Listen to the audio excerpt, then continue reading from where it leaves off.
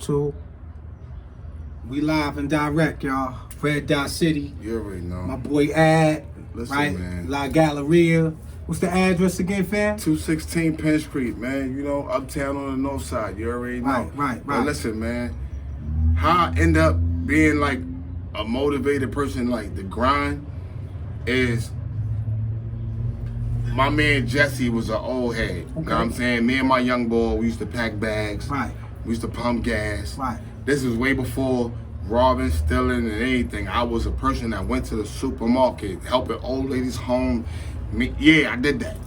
I used to fight niggas. They try to rob me for my motherfucking pack money. You know what I mean? When I used to pack bags, I used to leave for like 30, 40 hours. After the cashier cash off my change, niggas used to plot on us. So we had to hold it down. East New York, you know, up in different projects because the Pathmark was like Pathmark wall bounds was big with the white people. What you know about Pathmark? Man, you already know. We used to travel over to Canarsie because Pathmark was where white folks lived. See, we had Big R. We had Big R. It was a Pathmark in the style. We had for those who don't know. We had Big R, and we had like Western Beef, stuff like that. You know, I'm from Brownsville, so that's what we had, right? C-Town, Associates, stuff like that. But you know, but my man Jesse, he took a liking to my right hand man, my man Charlie Manson. Shout out to my man Charles. Right? You already? So my man Charles knew my man Jesse, and Jesse was an old head who was a loan sharker. But he knew we was loyal kids and we was smart. We was trainable for what he wanted us to do. And that's real shit. So he had us sell socks, t-shirts. This is the old. You coming from that cloth right there. You sound like you know them kids on the block and whatnot, right? Selling the tapes, CDs and whatnot on. Yeah. I come from that era too. Like so me going out with socks. At first I looked at it like, yo. Shout out to all the hustlers who on the block right now. So when my man moving Charles them CDs, moving them tapes, moving them iPods. Right. You know, the game was switched up. We done came a long way, man. We done came a long way. So, you know, I was still pumping gas and all that. So my man came to me. He said, yo, listen, my old head hooked me up. He had a shopping cart full of socks, t-shirt, drawers, the Guess and Used shirts, damaged shirts, damaged jeans. Used and damaged. Right, that's that era. We early 90s, right? So he came to me like, yo, son, you wanna come help me sell these? At first, I'm like, nah, nigga, like, niggas gonna clown us. No doubt. I ain't gonna lie, son. This is when pride and all that was still in effect. Mind you, cross color just faded out. Mind you, all our uncles and cousins is bosses. We trying to come up. They didn't let us do what niggas doing today. Okay. So we had to sneak to do shit niggas do freely. Right. Smoking weed, we didn't do that around our older folks. Period. I don't care if we related. We didn't do that. It was a respect code. Right. Oh, you gonna get fucked up. Nah, because they'll fuck you up like take the mommy. Like how now you just blowing in front of the So we didn't do that. So coming from that era, we snuck to do things. So when he taught me like, yo, fuck your pride, because I had pride. Like, no, nigga. My brother and my uncles is head of 8 teams. They doing their thing. They running shit.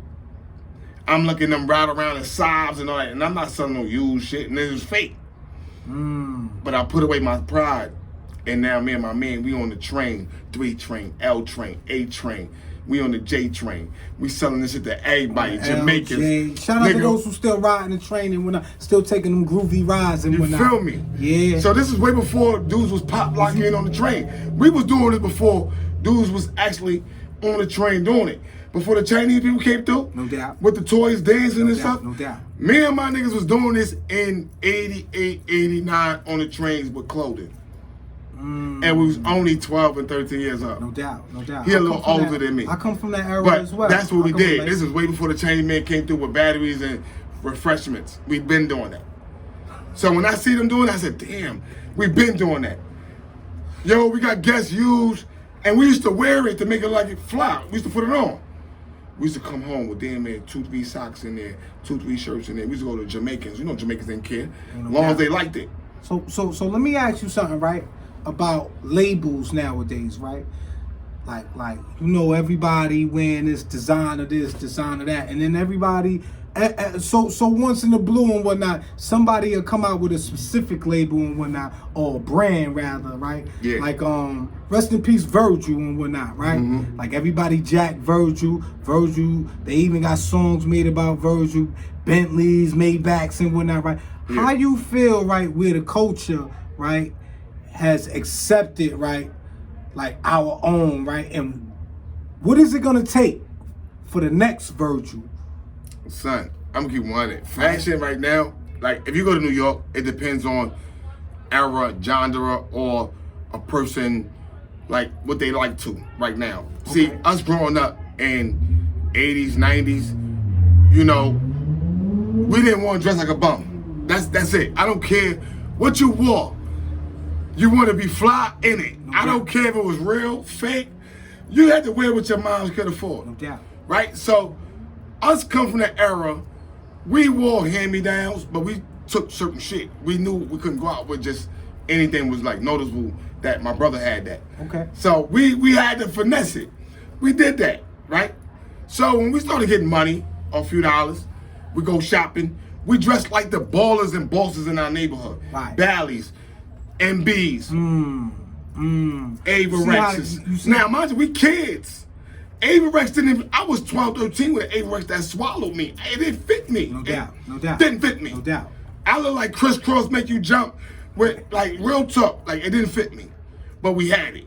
We had it. Right? When Mike Tyson would come through, we had Sammy's, Harry's. Mind you, I'm from Brunswick, so we had Sammy's. Big fashion Shout out to Dave and Buster's if anybody know about the Dave and know what I'm Buster's. saying? Whatnot, right? So when we go to these stores, that era. we come to the era where we was trying to live like the older people in that neighborhood. When they start to see that in us, some of our old heads embraced it and taught us the game. Some didn't and fucked us up. And said, if I catch you doing that, I'm fucking you up. Then you had some that ain't know no better, but taught us how to do it. So we was conflicted between, don't let my cousin see you, but my other cousin don't care. We could buy from son over there, don't let him know. That we came in that era, we just couldn't go cop no work. You 12, 13 trying to go get six. Mind you, this is when grams was 11.50.